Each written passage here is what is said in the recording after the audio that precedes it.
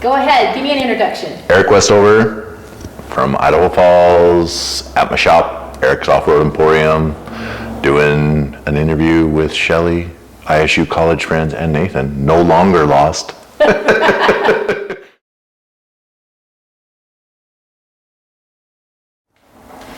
So Eric, can you tell me about a time or a moment that you realized your mental health struggle was real?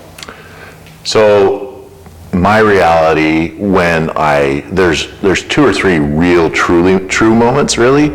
So when I look back on my life, I realized that I had actually struggled with mental health pretty much all of my life. Self-esteem issues, just generally speaking, just overall self-worth issues.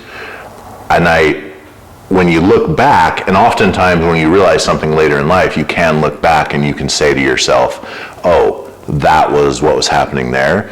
So what happened to me though is I just probably, I would say about 10 or 12 years ago. So I had a health problem, fairly serious health problem, and that caused me to do a little bit of self-reflection and things like that. So it was really then, it was the first time in my adult life where I had realized that there's something else going on here. It's not just my physical health, it's not just having a bad day at work, it's not just having a bad day at school, it's not just having a bad day here and there.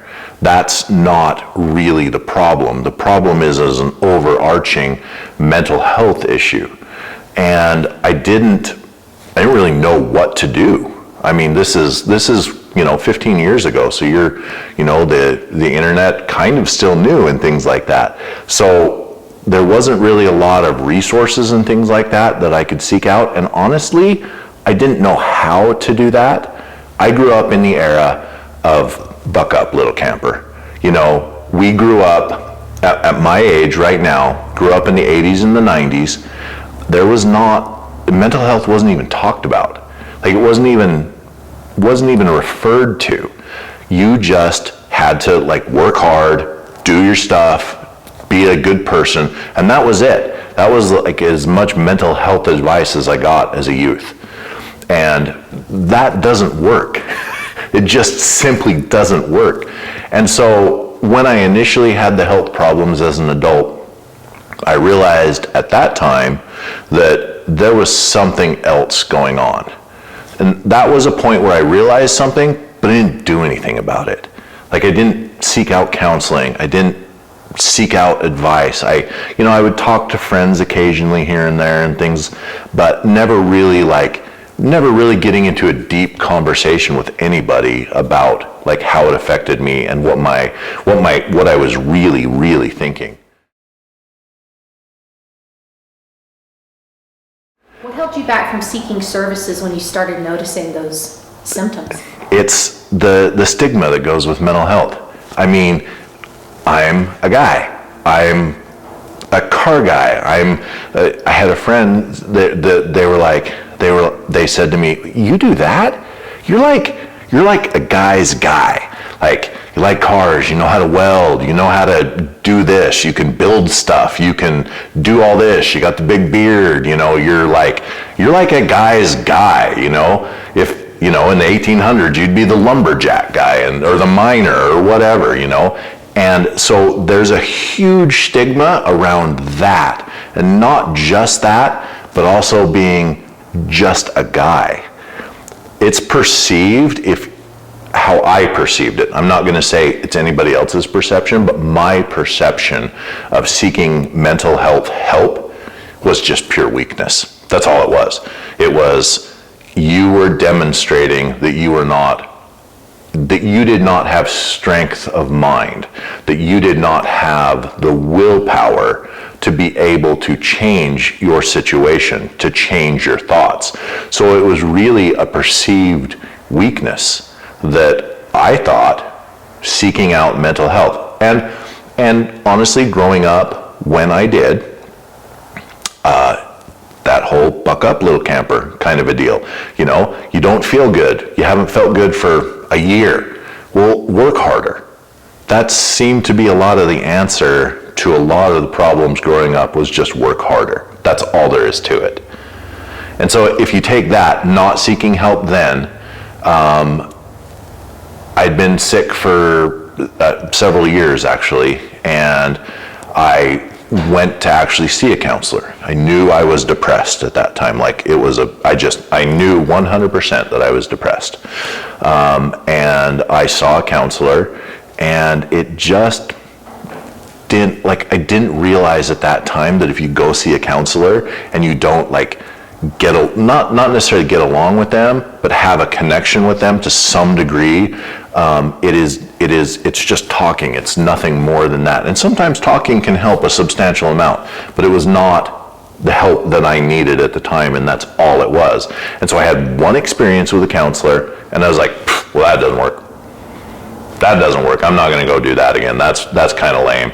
And so I took that and I just went back into my old patterns of buck up, little camper, you can solve your problems.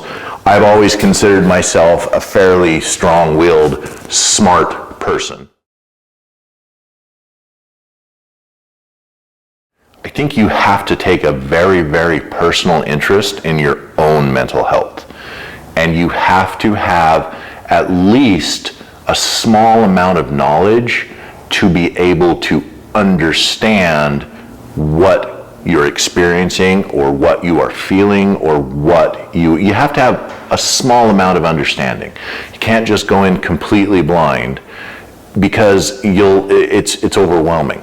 And so you have to do a little bit of research. And if I could give anybody advice before going to a counselor, it would be look online, listen to something like this, just try to read a book, watch a 10-minute podcast, listen to a 10-minute podcast about what you think you're going through, because if you're not prepared to go see a counselor, it's probably not going to help you that much. And I, at that time, was not prepared.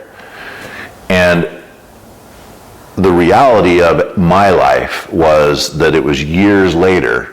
So I went through trying to just deal with mental health on my own. I did have some antidepressants. I did take some antidepressants. Did they work?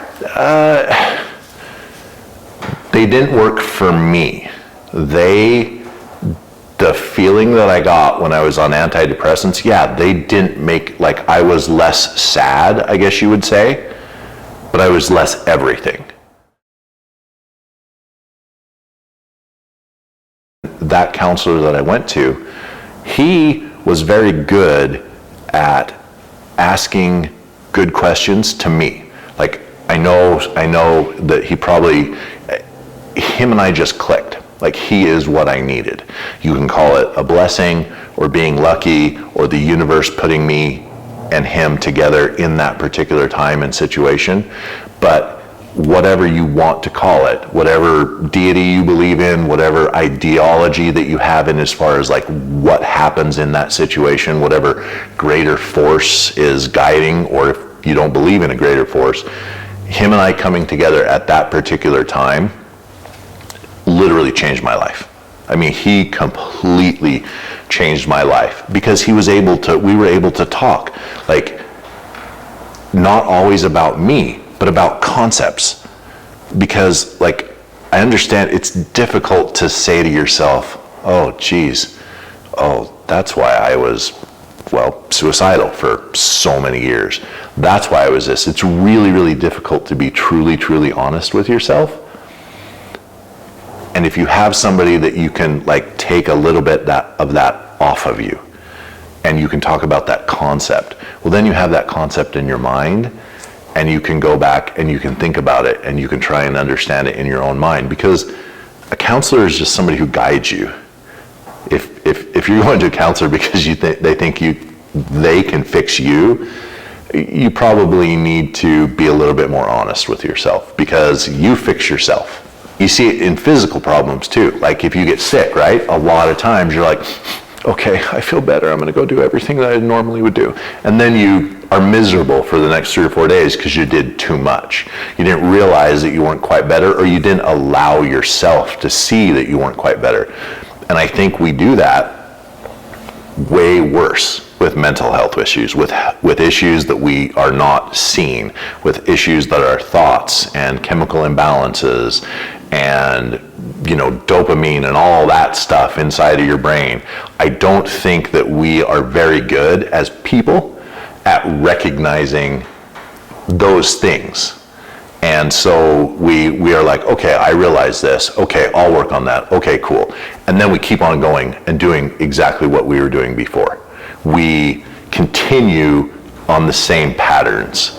And that's like, if you want to help yourself, if you want to change, you don't get to continue on the same patterns.